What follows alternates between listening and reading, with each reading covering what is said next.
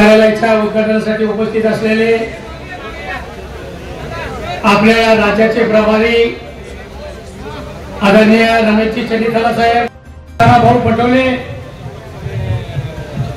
या कार्यक्रमासाठी उपस्थित असलेले काँग्रेस पक्षाचे विधिमंडळातील नेते आदरणीय बाळासाहेबजी थोरात साहेब, आपल्या या राज्याचे विरोधी पक्ष नेते तो आम्हा सर्वांचे आवडते नेते आदरणीय वडट्टीवार साहेब, आमचे तरुण सहकारी मित्र माजी गृहमंत्री आदरणीय बंटी पाटील, या राज्याचे या जिल्ह्याचे नवनिर्वाचित खासदार आदरणीय वसंतरावजी चव्हाण, आमचे दाजी, दक्षिणचे नांदेडचे आमदार मोहनजी हांबर्डे, माजी आमदार आमचे मार्गदर्शक आदरणीय ईश्वररावजी भोसीकर, आमचे मित्र माजी मंत्री अनिल पाटील, आमचे सर्वांचे काँग्रेस पक्षाचे अतिशय अनुभव असलेले नेते आदरणीय नानाभाऊ गावंडे, माजी आमदार वर्षा मिर्झा, त्याचबरोबर महाराष्ट्र प्रदेश आणि भगिनी मित्रांनो, पत्रकार बांधव मित्रांनो, मला उशीर झालेला आहे. सर्व पाहुण्यांना जवळपास भूक लागलेली आहे याची जाणीव ठेवून मी जास्त काही बोलणार नाही, पण एवढं सांगेल की आदरणीय आपण नाना आपल्या हस्ते आज आणि आमचे आदरणीय नेते चन्नीथाला साहेबांच्या आणि थोरात साहेबांच्या आणि वडट्टीवार साहेबांच्या उपस्थितीमध्ये माझ्या कार्यालयाचं उद्घाटन झालं. अतिशय मला मनस्वी आनंद झालेला आहे की आपण सर्वांनी आम्हाला वेळ दिला, त्याबद्दल पहिला प्रथम आपल्या सर्वांचे आभार मानतो आणि समोर बसलेल्या जनतेचा मी आभार मानतो की एवढा उशिरा झाला असताना सुद्धा एवढ्या जोशपूर्ण वातावरणामध्ये आपण या कार्यालयाच्या उद्घाटनासाठी थांबलो, त्याबद्दल आपल्या सर्वांचे मी पुनश्च आभार मानतो. मित्रांनो,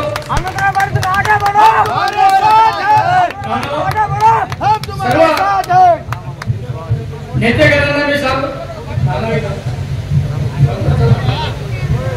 मी नेतेगणांना सांगू इच्छितो, गेल्या 35 वर्षापासून राजकारणाने समाजकारण करण्याचा माझ्या मनामध्ये मानस असल्यामुळे तेव्हापासून मी करतोय आणि आपल्याला सांगायला हरकत नाही की एनएसयूआयचा अध्यक्ष असेल, युवक काँग्रेसमध्ये असेल, जिल्हा युवक काँग्रेसचा अध्यक्ष असेल, त्याचबरोबर आता नानाभाऊंनी मला जिल्हा काँग्रेस कमिटीचा अध्यक्ष म्हणून दक्षिणची जबाबदारी दिली. अतिशय मी मनपूर्वक सर्व श्रेष्ठींचे मी आभार मानतो. सर्वांना वाटलं की या नांदेड जिल्ह्यामध्ये मोठे नेते काँग्रेसपासून दूर गेल्यानंतर या जिल्ह्याची काँग्रेस राहील किंवा नाही, काँग्रेस संपेल असं वाटलं, पण आपल्याला सांगायला हरकत नाही, सर्वच लोकांना सुद्धा वाटलं आणि या नेतेगणांना सुद्धा सर्वांना वाटलं की हनुमंतराव आता त्यांच्या पाठीमागे जाईल.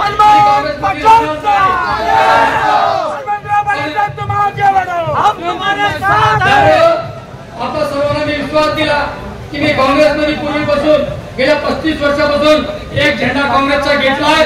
आजही मोठे नेते आणि मानणारे नेते जरी बाजूला गेले तरी आम्ही काँग्रेसमध्ये कायमच राहिलो आणि झेंडा कायमचा ठेवला आमचा खाली. आणि आपण सर्वांनी आमचे नवनिर्वाचित खासदार आमचे दाजी आदरणीय वसंतरावजी चव्हाण साहेबांना उमेदवारी दिली आणि त्यामुळे सर्व तालुक्यातल्या जनतेने अतिशय भरभरून प्रेम आमच्या वसंतरावजी चव्हाण साहेबांना दिलं आणि निवडून दिलं, त्याबद्दल तुमचेही सर्वांचे आभार मानू इच्छितो. मित्रांनो, गेल्या 25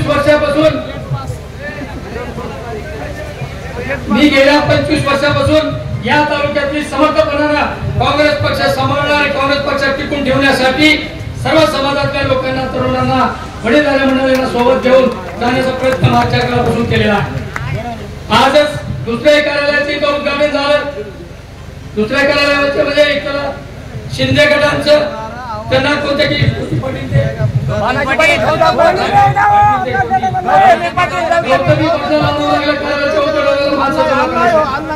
पण ती बाई आलेली नाही, कार्यकर्ते कोणी आले नाही, त्यामुळे कार्यकर्ते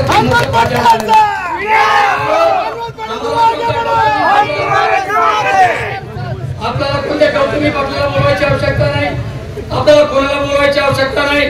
तुमचा आमचा प्रेमाचा संबंध, प्रेमामुळे तुम्ही माझ्या कुठल्याही कार्यक्रमाला हजारोच्या संख्येने येता. रात्री बेरात्री कधी बघितलं नाही, पाणी पाऊस वारा कधी पाहिला नाही. हे तुमचं माझ्यावरचं प्रेम हे माझ्या जीवनामध्ये आयुष्यामध्ये कधी विसरू शकत नाही. आणि आपल्याला सांगायला हरकत नाही की जिल्ह्याचं काँग्रेस कमिटीचा अध्यक्ष म्हणून काम करत असताना तुमची आमची सर्वांची, नाना भाऊची असेल किंवा त्या सर्व नेत्याची जे काही तळमळ चालू आहे, काँग्रेस पक्ष वाढला पाहिजे, काँग्रेस पक्षाची मजबूती झाली पाहिजे, यासाठी हे मरमर करतात, फिरतात. रात्री बेरात्री ते सुद्धा नेते येतात. त्यांना साथ द्यायचा असेल तर काँग्रेस पक्ष मजबूत झाला पाहिजे. गावागावात काँग्रेस पक्ष आज बूथ कमिट्या मजबूत झाल्या पाहिजे, पीएलए मजबूत झाला पाहिजे. ही भावना या सर्व लोकांची आहे आणि त्यासाठी तुम्हाला हात जोडून म्हणजे कळकळीची विनंती आहे की आपण काँग्रेस जिवंत राहिली तर आपण जिवंत राहणार आहोत, काँग्रेस मोठी झाली तर आपण मोठे होणार आहोत. हे मनामध्ये ध्येय धरून आपल्याला काँग्रेस पक्ष वाढवायचा आहे आणि त्यासाठी आपण सर्वांनी प्रामाणिकपणाने प्रयत्न करूया. एवढा आपल्याला आजच्या नंतर सांगू इच्छितो. आणि नाना भाऊंना